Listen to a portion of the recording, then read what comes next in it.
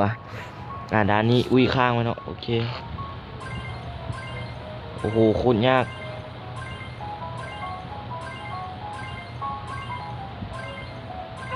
เฮ้ย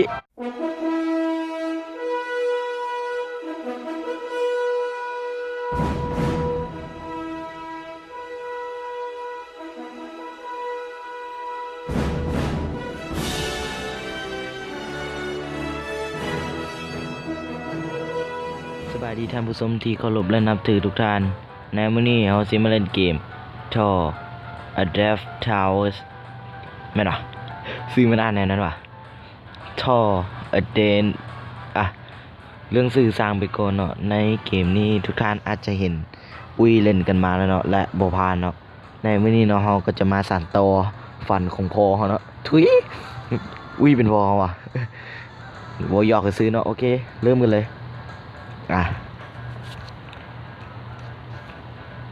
ลืมตังแต่ด่านหนึ่งก่อนอื่นเราต้องกดมอดไฟอุ้ยสอนมาแล้วนี่ผ่านแล้วโอ้โหด้านนี้ได้วะเฮ้ยนี่สัตว์เจอ3ด่านก็เวอร์แล้ววะเจอ3ด่านก็เวอร์เลย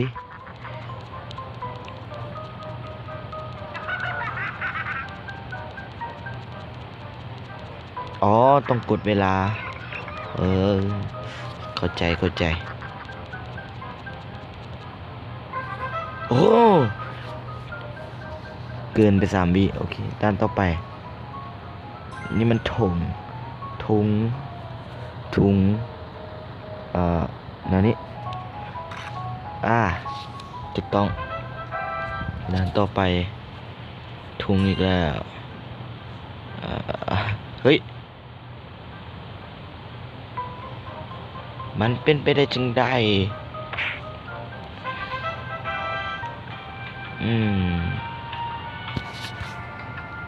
แม่นบ่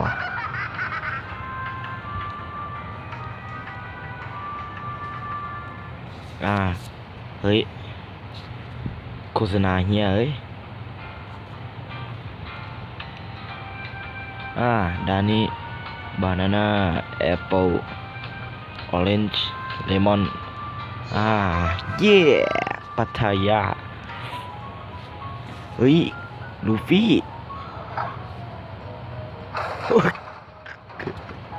โอ้โหเมื่อกี้นี่ก็แอบตกใจอยู่หน่อยหนึ่ง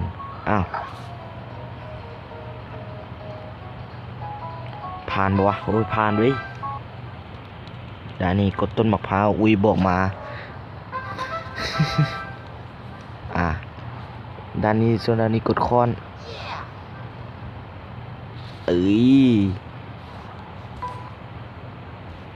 อเมริกาด้านนี้กดมือเทวีศิลปภาพแล้ว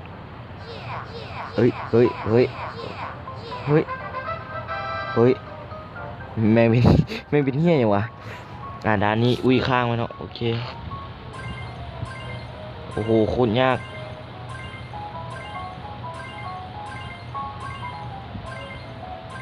เฮ้ยผ่านแล้วเว้ย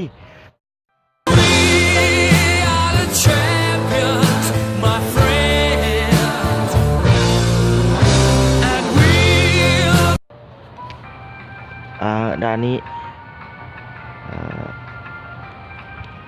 สามารถกดอย่างเดียววะ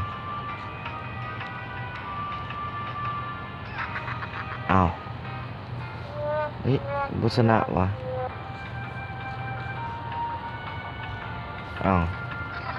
เมื่อกี้กูก็กดตัวเฮ้ยหาอะไรมันวะ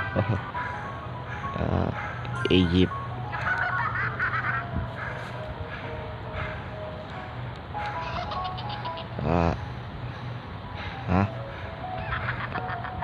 โอ้เลื่อนตะเวนได้โอเคกำตามสนองด้านนี้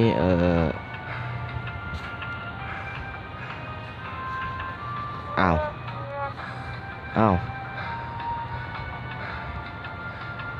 อ้าวโอ้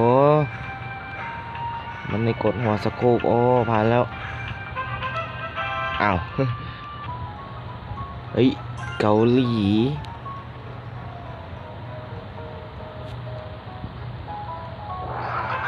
โอ้ยผ่านไว้ย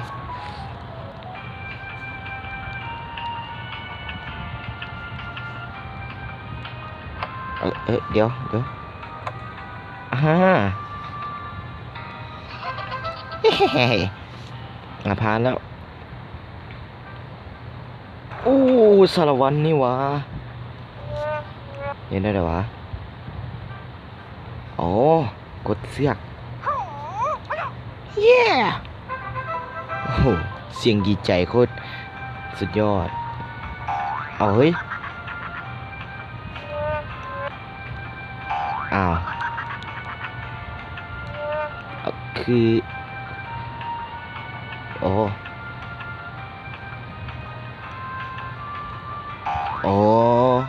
คือสายไฟมันอาจจะลัดวงจรเฮ้ยเอ้าเฮ้ยเฮจิกซี่ได้วะ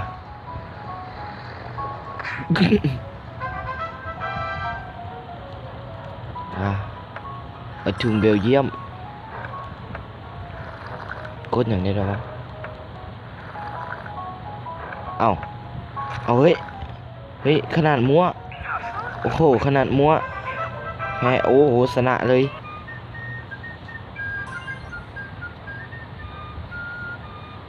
โอ้เจ๊นี่เดี๋ยววะอ๋อแนวนี้เองผ่านแล้วส่วนด้านนี้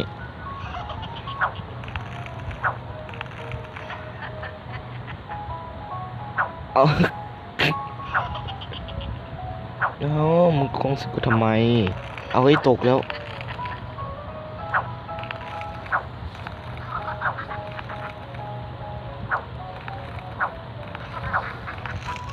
เรียบร้อยผ่านบัวะผ่านไว้ด้านนี้ขอถ่ายรูปมึงโบเห็นปลายโอ้ยหาความรักความเมตโอ้หามเลยแนวนี้โอ้โหคือเป็นภาพขาวดำวะ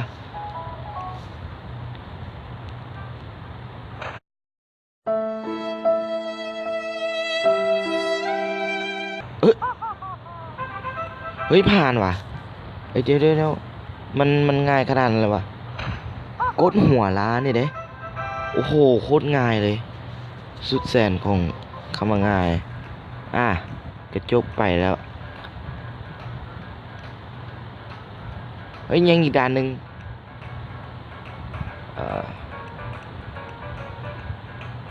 ยังโมวีทุงครบ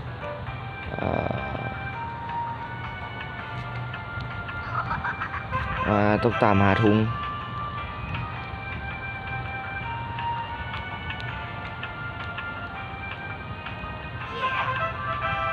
ทุงจะเสียวะ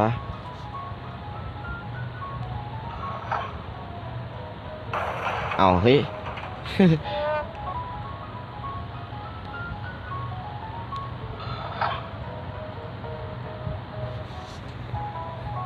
แล้วทุงนั้นมันอยู่เสียวะ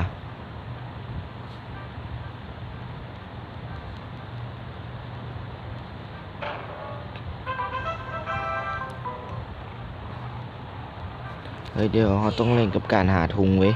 ต้องเล็งนี่โอ้บักโอ้บัก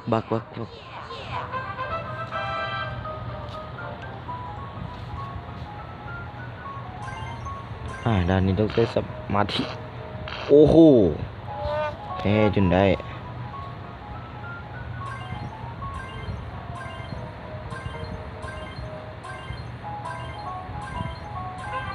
ผ่าน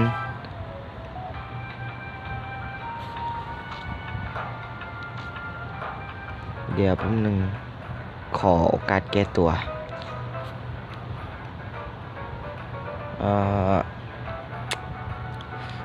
นี่มีทุงบ่วะบ่มีตัวนี้เราจะเน้นอยู่กับการซอกถุงตัวนี้อาจจะบ่มีเดี๋ยวด้านนี้ด้านนี้ก็บ่มีใส่มันด้านเนาะอ๋อเจอแล้วตัวนี้ก็เป็นของแถมสำหรับท่านผู้ชมแฟนก็เซเว่นเรียบร้อย ผ่านไปแล้ว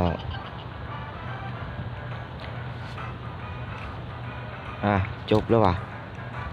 เฮ้ยฝันของอุ้ยเป็นจริงเลยเว้ย เฮ้ยฝันของมูเขาเป็นจริงสำหรับคลิปนี้ก็ต้องขอลาไปเท่านี้เนาะแล้วก็ต้องขอโทษเนาะสำหรับที่ภาคหลังๆนี่เราบ่ค่อยมีเวลาอัดคลิปคนเท่าใดเนาะเพราะว่ามันคาเวียกหลายอีหลีเนาะแล้วก็มีติดเวียกการเรียนเนาะแถมเสียงภาคเรียนที่นึงใกล้สิมาแล้วเนาะต้องเอาใจใส่กับการเรียนเพิ่มเนาะเรื่องเกมนี้ต้องเอาไว้ภายหลังก่อนเนาะโอเคสำหรับใครที่มาคลิปนี้เนาะก็อย่าลืมกดไลค์กดแชร์กด Subscribe เนาะเพื่อเป็นกำลังใจในการเฮ็ดคลิปใหม่ๆของเราเนาะใครที่อยากให้เราแคสเกมอย่างเนาะก็อย่าลืมเขียนชื่อเกมมาเนาะแล้วก็บอกว่าอยากให้แคสเกมนั้นเกมนี้เนาะสำหรับคลิปนี้ก็ขอลาไปก่อนเนาะสบายดี